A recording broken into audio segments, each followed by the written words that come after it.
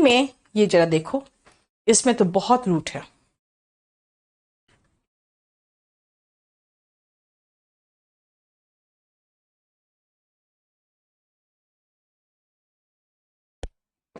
क्या? चलो,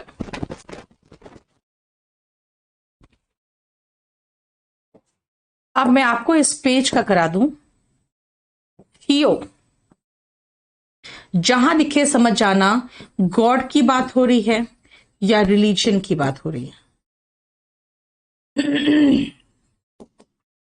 और मोनो कहीं भी दिख जाए, समझ जाना एक की बात हो रही है।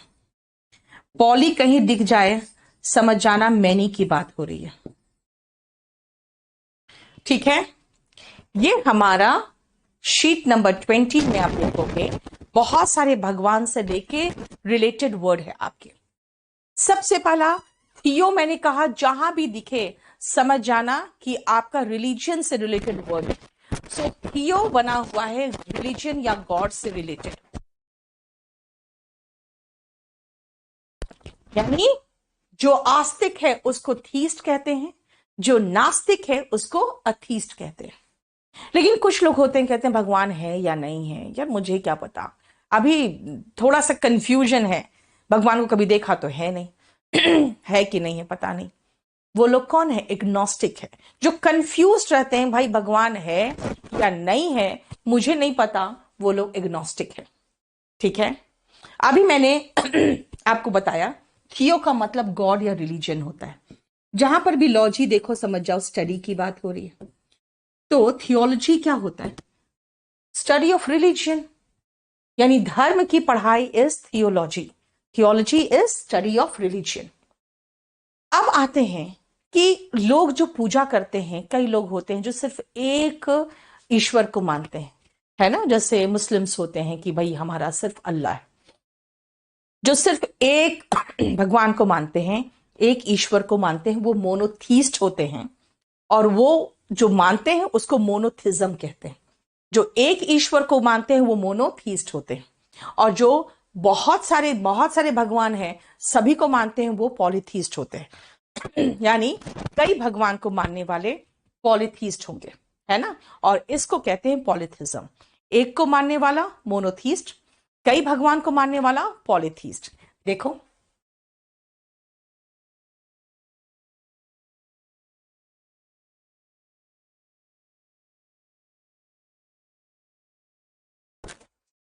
आओ नेक्स्ट देखो, अब इसमें भी आपको बहुत सारा रूट है।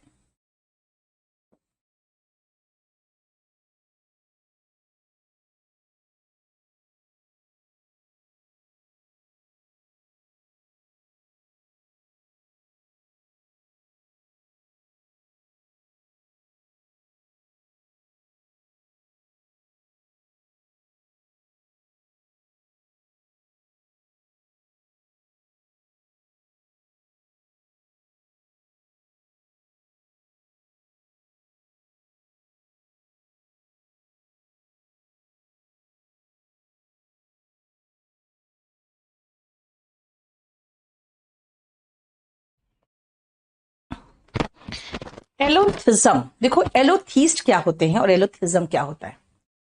एलोपैथिक मेडिसिन का दुकान जो होगा ना, देखना उस पर लिखा रहता है विदेशी दवा की दुकान, अंग्रेजी दवा की दुकान, है ना, क्योंकि वो मानते हैं कि होम्योपैथी आपका इंडिया का है, एलो इस विदेश का है। तो एलो वर्ड रूट आ गया विदेश से।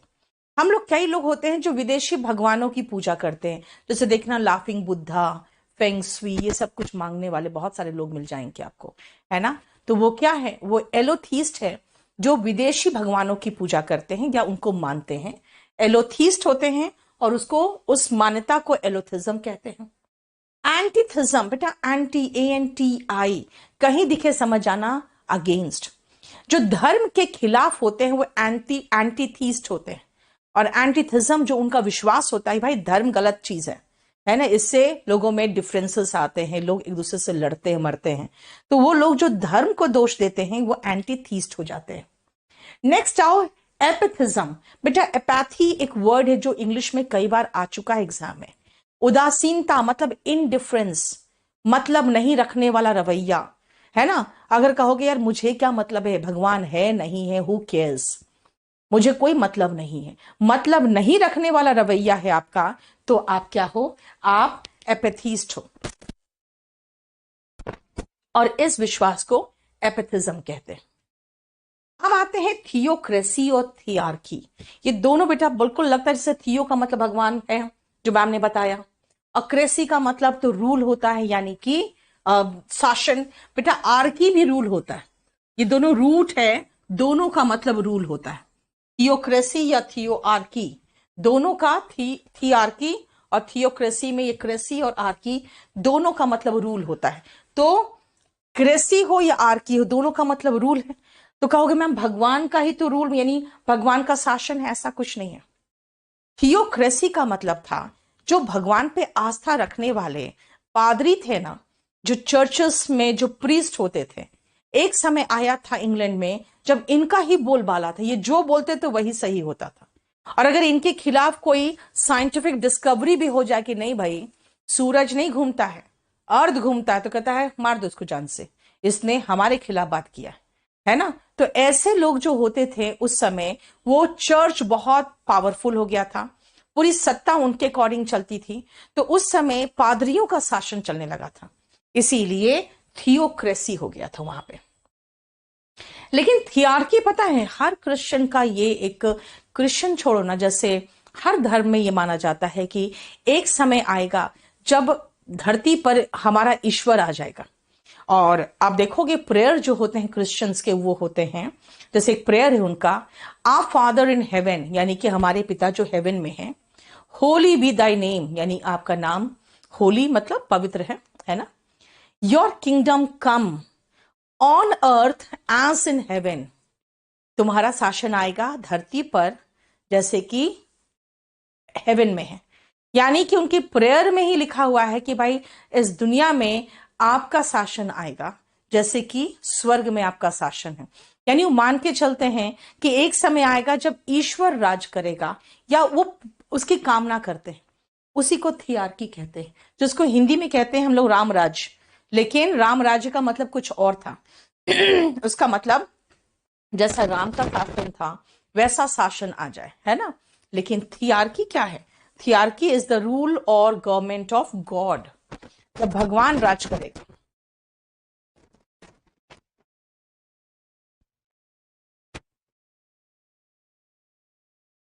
नेक्स्ट आओ, जरा इसको देखो, इसमें अगेन बहुत सारा रूट है।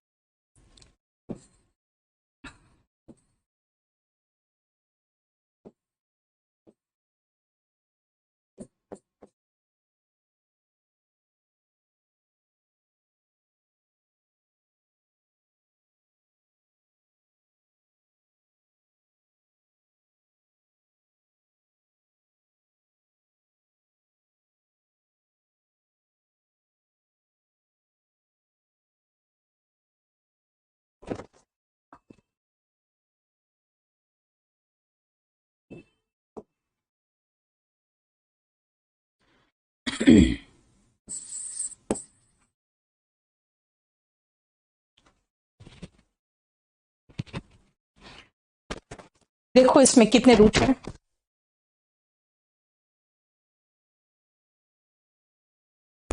हो गया। थियोडाइसी का मतलब क्या है, ध्यान से सुनना। थियो मतलब होता है भगवान, और डाइसी का मतलब होता है इविल। अरे मतलब, इसका मतलब है कि अगर कोई चीज किसी के साथ बुरा हुआ है तो उसका एक्सप्लेनेशन जो है ना, वो थियोडाइसी में मिलेगा आपको। Answer to the question why God permits evil.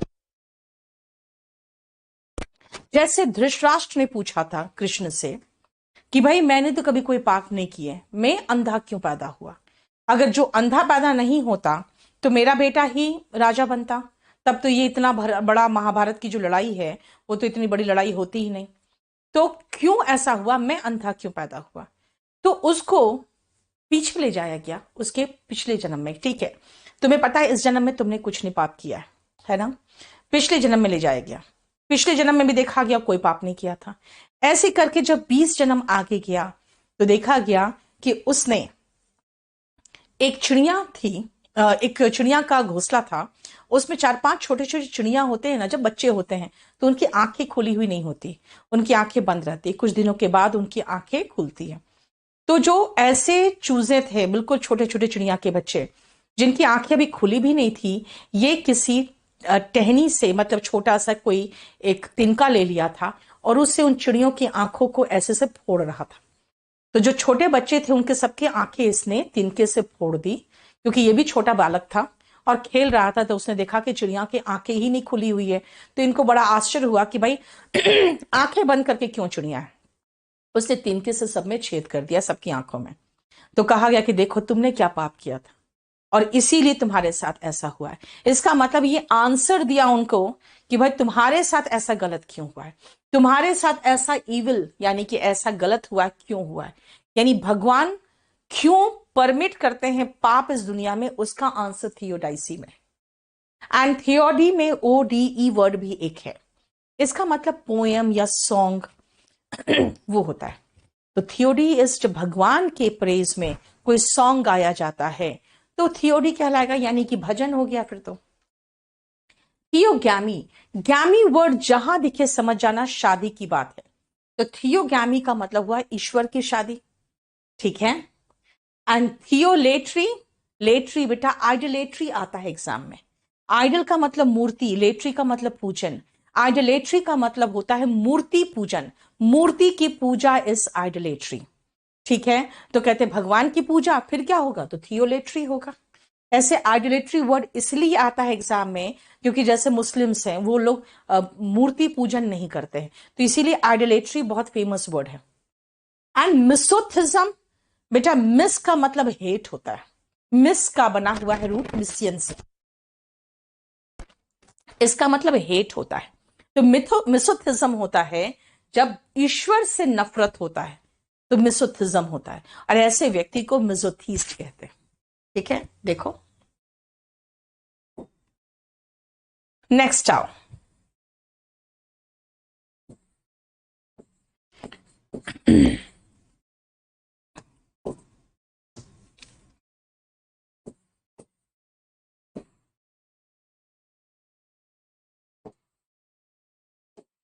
और इसमें और कुछ ज्यादा रूट तो नहीं है।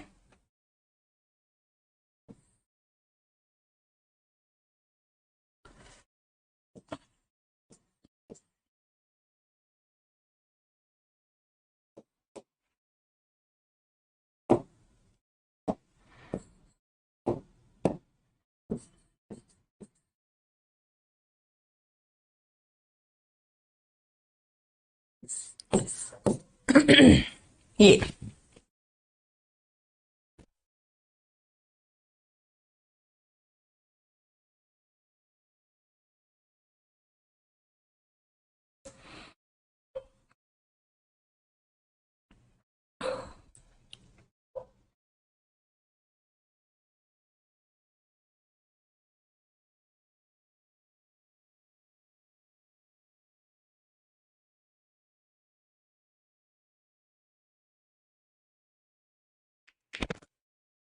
हो गया। नेक्स्ट देखो, थियोमेनिया। क्या है ये थियोमेनिया? ऐसा सनक महसूस हो यार अपोनिच भगवान है ना, कई लोगों को होता है। और राम रहीम भी क्या कहते हैं कि मैं तो मैसेंजर ऑफ गॉड हूं, यानी मैं ही भगवान हूं। तो ये लोग मानने लगते हैं कि मैं ही भगवान हूं। ये एक तरह की बीमारी है। थियोमेनिया इज अ मेंटल डिसऑर्डर जिसमें इंसान मानने लगता है कि मैं ही भगवान हूं।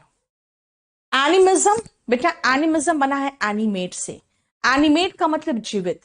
जब आप मानते हो कि हर निर्जीव वस्तु में भी, यानी पत्थर में, कंकड़ में, सब चीज में जीव है, यानी कि जीवन है, तो आप क्या विश्वास करते हो? आप एनिमिज्म पे विश्वास करते हो। नेक्स्ट आओ, डिज्म की जो बात है, डिज्म में यह माना जाता है कि भाई ऐसा कोई भगवान उगवान नहीं है, लेकिन कोई एक ऐसा परमेश्वर है जो सृष्टि की गतिविधि में हस्तक्षेप नहीं करता है ना, कि मतलब ऐसा नहीं जैसे कहते हैं ना कि ईश्वर के नहीं चाहने से एक पत्ता भी नहीं हिलता। अब ऐसे लोग डिज्म जो डिज्म मानते हैं उनका कहना है क्या भगवान का ही काम है पत्ता हिलाते रहना? भाई ठीक है, एक परमेश्वर है जो है, लेकिन वो दुनिया के काम में, सृष्टि के काम में हस्तक्षेप नहीं करता।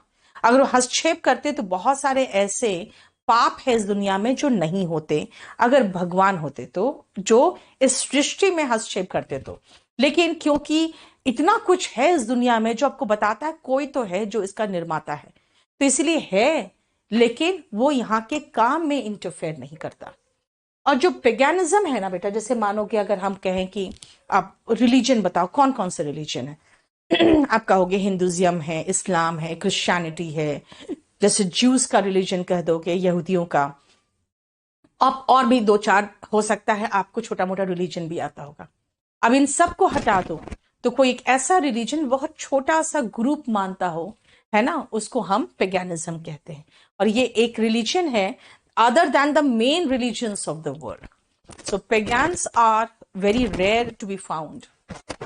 इनएनिमेट का मतलब होता है निर्जीव, तो उसका उल्टा एनिमेट बताया मैंने, जीवित। नेक्स्ट पेज देखो, इसमें दो तीन बहुत फेमस वर्ड।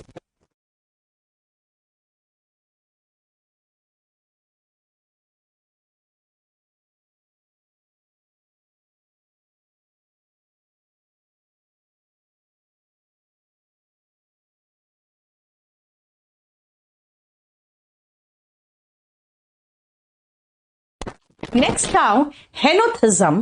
देखो इसमें भी, सब में आपको थिज्म दिख रहा था ना अभी तक, इसमें भी थिज्म दिख रहा है, ठीक है ना।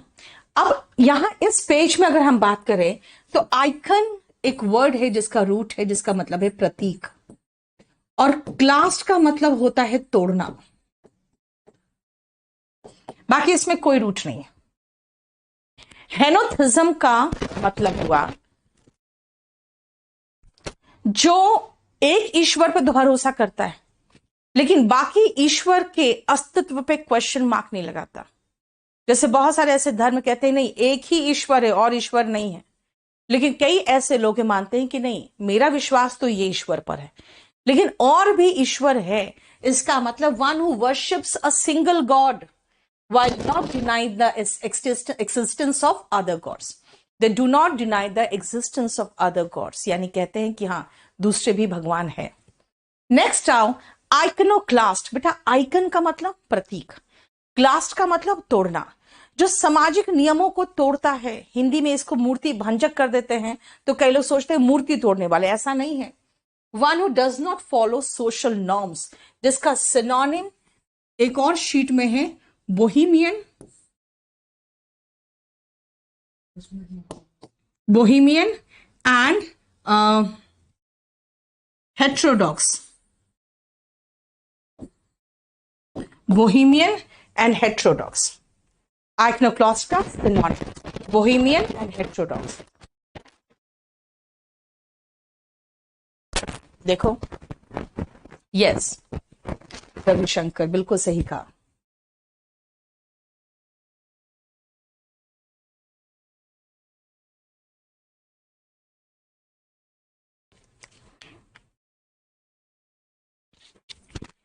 Next now, apostate. What is the meaning of apostate? ऐसा व्यक्ति जो अपना धर्म, अपना विश्वास, अपने ग्रुप, अपने पॉलिटिकल पार्टी उनको छोड़कर किसी और में शामिल हो जाए, है ना, उनको एपोस्टेट कहते हैं, जिसका सिनोनिम होता है टर्न कोट। अपनी पार्टी को छोड़ के दूसरे में शामिल हो जाने वाले को, अपने धर्म का त्याग करके किसी और का अपना लेने वाले को टर्न कोट या एपोस्टेट कहते हैं। बहुत ज्यादा आने वाला ये दोनों वर्ड है। ब्लास्फेमी एंड सैक्रिलेज, ये भी बहुत फेमस वर्ड है, क्योंकि आप जानते हो ना ऐसे लोग जो ईश निंदा करते हैं कई कंट्रीज में तो उनके खिलाफ मौत की सजा होती है। तो ब्लास्फेमी और सैक्रिलेज का मतलब है ईश निंदा, राइटिंग और speaking about God in a way that shows disrespect. ईश निंदा इज ब्लास्फेमी एंड सैक्रिलेज। बेटा सिनेगॉग क्या होता है? हम जानते हैं क्रिश्चियंस चर्चेस में पूजा करते हैं, हिंदू टेम्पल्स में पूजा करते हैं, मुस्लिम्स पूजा करते हैं मॉस्क में, लेकिन ज्यूस कहाँ पूजा करते हैं? तो आपको पता होना चाहिए कि उनका पूजा स्थल जो होता है उसको सिनोगॉग कहते हैं, place where Jewish people go to pray. जानते हो ये सब आप लोग बचपन में पढ़े होगे जनरल नॉलेज में, है ना, कि किसके पूजा स्थल को क्या कहते हैं, राइट। चलो अब आ जाओ, हम लोग स्टडी में आते हैं, एंड दैट इज लॉजी में।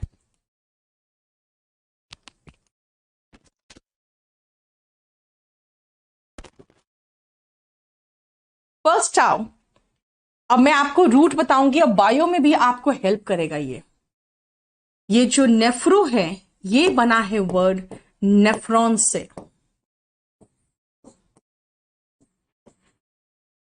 और ये होता है यूनिट ऑफ किडनी।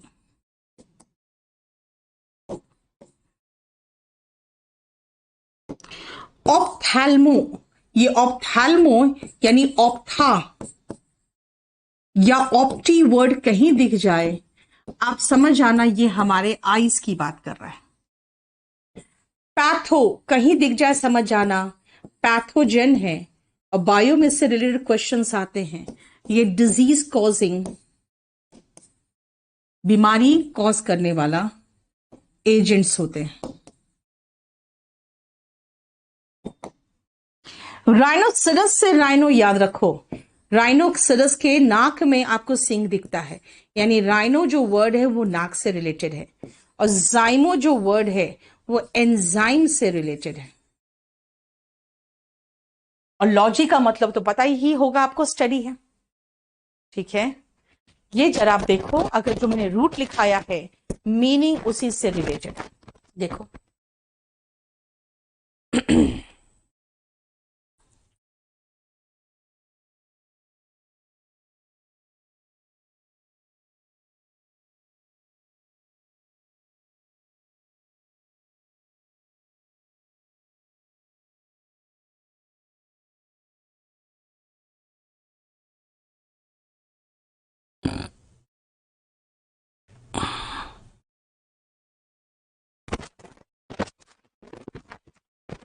आ जाओ, नेफ्रोलॉजी।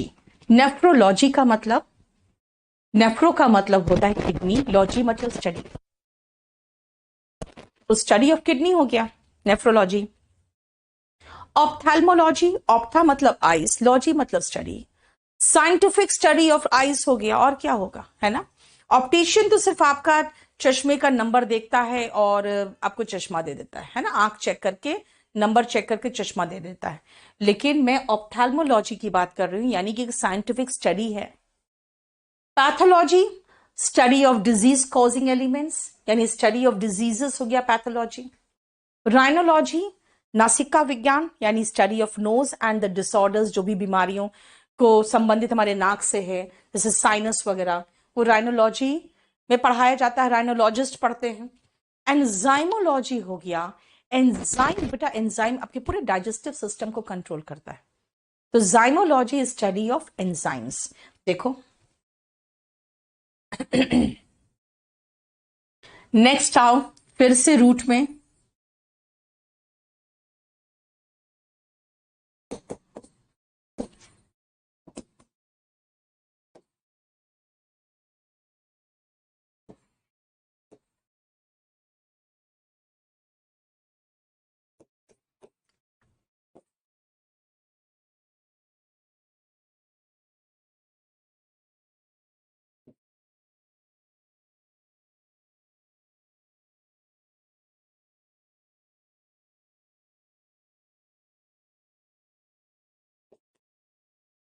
थर्टी टू टू 36 देखो।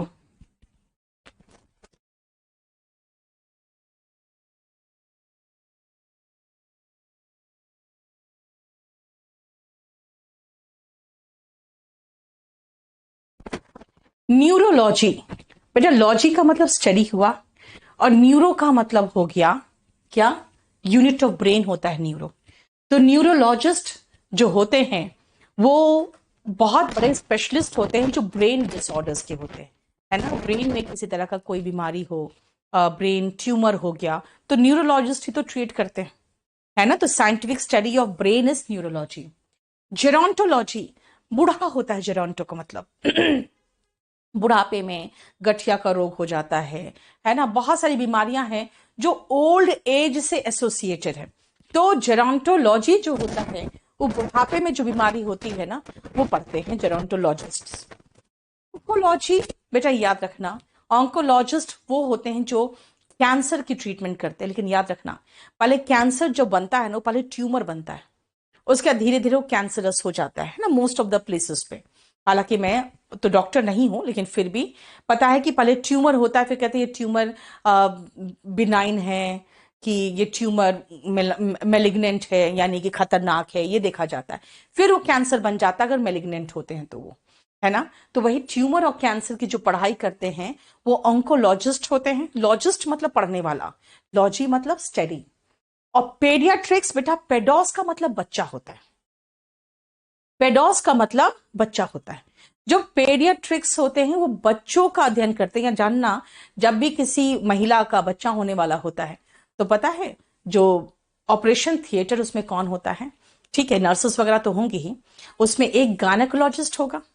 गायनेकोलॉजिस्ट मतलब जो महिलाओं की डॉक्टर, एक गायनेकोलॉजिस्ट होगी और एक उसमें पेडियाट्रिक्स होते हैं, है ना। इसका मतलब बच्चे का डॉक्टर, जो बच्चा जैसे बच्चा निकलता है तुरंत उसका पूरा चेक करना और पूरा देखना, उसको रुलाना, फिर उसका सांस वगैरह चेक करना, सब कुछ चेक करने के लिए एक बच्चों का डॉक्टर भी होता है। और जानते हो ये 36 नंबर वर्ड तो इतना गलत वर्ड डेवलप हो गया था, लेकिन आज तक चलता जा रहा है। जब विटामिन डी की कमी से पैर हाथ टेढ़े होने लगते थे बच्चों के, तो माँ बाप लेके डॉक्टर के पास जाते थे। तो जो हड्डियों के डॉक्टर्स होते थे उसमें खाली बच्चे ही दिखते थे, क्योंकि बड़े जो टेढ़े मुड़े हो चुके हैं उनका कोई इलाज क्या करेगा। लेकिन जब टेढ़ा होना शुरू हो रहा है तो लोग जाते थे डॉक्टर के पास लेके। तो हड्डियों के डॉक्टर के पास सिर्फ बच्चे दिखते थे, और डॉक्टर्स क्या कर रहे होते थे, उनका पैर पकड़ के ऐसे सीधा करने की कोशिश कर रहे होते थे। यानी ऑर्थो का मतलब स्ट्रेट होता है, पेडोस मतलब बच्चे, मतलब बच्चों के हड्डियों को सीधा कर रहे होते थे। लेकिन बाद में पता चला कि भाई विटामिन डी की कमी से हो रहा है ना। तो वो तो बाद में साइंटिफिक डेवलपमेंट्स हुए, लेकिन बेचारे वो ऑर्थोपेडिक्स ही कहलाते रह गए आज तक। ठीक है, हड्डियों के डॉक्टर्स जो होते हैं, हड्डी रोग विशेषज्ञ। ठीक है, नेक्स्ट आओ। ये डोंटो वर्ड आया है डेंटल से, जिसका मतलब दांत। और ऑर्थो, क्योंकि अभी मैंने आपको बता दिया हड्डी से रिलेटेड वर्ड हो रहे हैं, है ना। पोडिया आ गया पैर, ठीक है। मेनिया तो मैंने अभी बताया था सनक। और मेगालो जो वर्ड है ये मेगा से बना, यानी बड़ा से।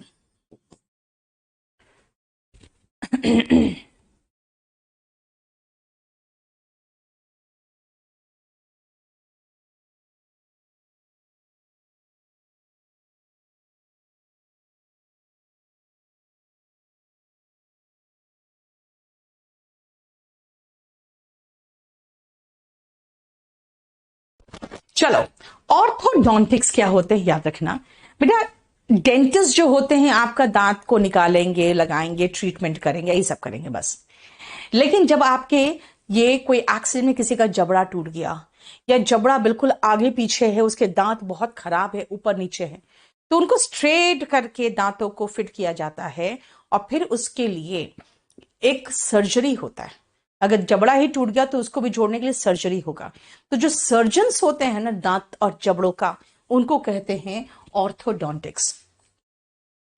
पोडियाट्रिस्ट बेटा, पोडिया का मतलब पैर होता है, जो पैरों का आपका इलाज करता है तो वो पोडियाट्रिस्ट कहलाते हैं। हालांकि पुराने जमाने में उसको कायरोपोडिस्ट भी कहते थे, क्योंकि माना जाता था, यानी कि देखो कायरो जो है ना वो रूट है हाथ का, और पोडिया रूट है पैर का। तो माना जाता था कि भाई दोनों हाथ और पैर तो लिम्स ही है, तो है जो शरीर से बाहर निकला हुआ है ना। तो कायरोपोडिस्ट हाथ और पैर के डॉक्टर हो गए, वही तो है। लेकिन बाद में माना गया कि नहीं नहीं, हाथ का अलग चीज होता है, पैर अलग चीज होता है। इसीलिए पुराने जमाने में जो कायरोपोडिस्ट कहलाते थे, प्रेजेंट जमाने में वो सिर्फ पोडियाट्रिस्ट कहलाने लगे। क्वैक, झोला छाप डॉक्टर्स, जिनके पास एमबीबीएस की डिग्री नहीं है, जिनके पास कोई नॉलेज नहीं है, बस कहीं पर वो किसी के अंडर में काम कर करके सीख गया, अपना क्लिनिक खोल के बैठ गया, उनके पास बिल्कुल प्रॉपर डॉक्यूमेंट्स नहीं होते हैं, कोई डिग्री नहीं होता है, वो कहलाते हैं क्वैक, जिसको हिंदी में कहते हैं झोला छाप डॉक्टर्स। ऐसे बहुत सारे झोला छाप डॉक्टर्स थे जो ड्यूरिंग कोविड बहुत हेल्प किए।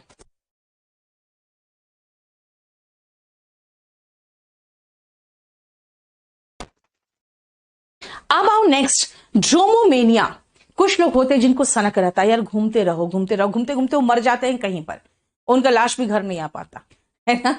ऐसे लोगों को ड्रोमोमेनिया होता है और वो ड्रोमोमेनिया कहलाते हैं। मेगालोमेनिया, भाई मेगा मतलब बड़ा। कुछ लोगों को ये फीलिंग आती, भाई मेरे में एकदम अभूतपूर्व शक्ति है, मेरे में इतनी शक्ति है, मैं कुछ भी कर सकता हूं, यानी कि अपने जो शक्तियां हैं उनको बहुत अधिक मानना और बहुत अधिक उसमें विश्वास होना। अ मेंटल डिसऑर्डर, एक मेंटल डिसऑर्डर है ये, in which a person has an exaggerated, मतलब बढ़ा चढ़ा के, belief in his own power, है ना।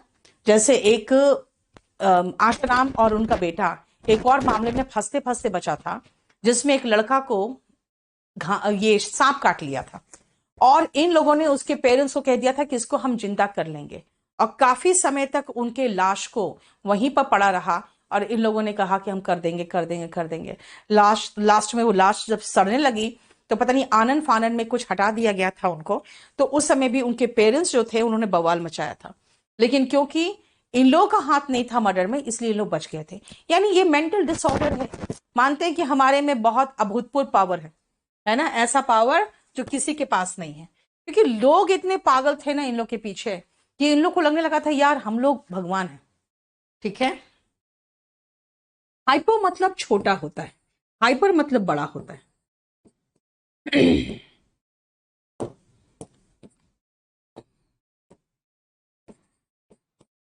ठीक है, और इस पेज में और कोई रुचि नहीं है। निम्फोमेनिया, बेटा कुछ लोगों को होती है जो सेक्स की बहुत ज्यादा कामना होती है, वो निम्फोमेनियाक होते हैं, है ना। ये भी एक मेंटल डिसऑर्डर है जिसमें आदमी को बहुत अधिक सेक्सुअल डिजायर होता है। हाइपोमेनिया, याद रखना सारे मेनिया पहले शुरुआत ही होता है बहुत छोटे से, यानी कि एक बहुत हल्का सा आपको वो दिखेगा उसमें कुछ तरह का ये ऐसा सिम्टम्स, अब बाद में पता चलेगा कि ये तो विकराल हो चुका है। तो hypomania is a mild form of mania marked by hyper activity, यानी अगर उसको हाइड्रोमेनिया है तो वो 10-12 बार हाथ धोना शुरू कर देगा, बाद में कुछ ज्यादा ही हो जाता है, लेकिन हाइपर एक्टिविटी शुरू हो जाता है हाइपोमेनिया में ही। अंडर वंस नोज, नाक के नीचे, भाई एक बात बताओ, पूरा घोटाला तुम्हारे नाक के नीचे होता रहा, तुम्हें पता ही नहीं चला। The corruption took place, the scam took place under your nose, मतलब तुम्हारे नाक के नीचे हो रहा था। एंड पे one back in the same coin, जैसे को तैसा, इसको कहते हैं टिट फॉर टैट।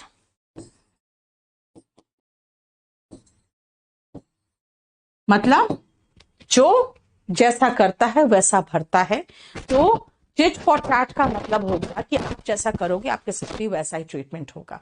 जनरली क्या होता है इंडिया में, हम लोग बहुत सब्र रखते हैं, है ना, पड़ोसी वगैरह कुछ भी कर दिए तो हम लोग जल्दी रिप्लाई नहीं करते हैं, but we must pay them back in the same coin, यानी पाकिस्तान या चाइना कुछ भी करें आप उनका रिप्लाई सेम, अगर जवाबी कार्रवाई कर रहे हो तो क्या कहते हैं, we paid back in the same coin, है ना। ये सब जनरली हमारे जो लीडर्स है उनका लैंग्वेज होता है। सो टिट फॉर टैट का मतलब जैसे को तैसा। खत्म हो गया हमारा पूरा, देखो ये हमारा नंबर 20 शीट जो था, आज हमने मेनिया देखा, लॉजी देखा, कुछ क्रेसी देखा, है ना, और थियो देखा। तो देख लो ये बहुत अच्छा शीट है और इसमें बहुत रूट्स है। चलिए नेक्स्ट क्लास में फिर और कुछ वो क्या देखेंगे।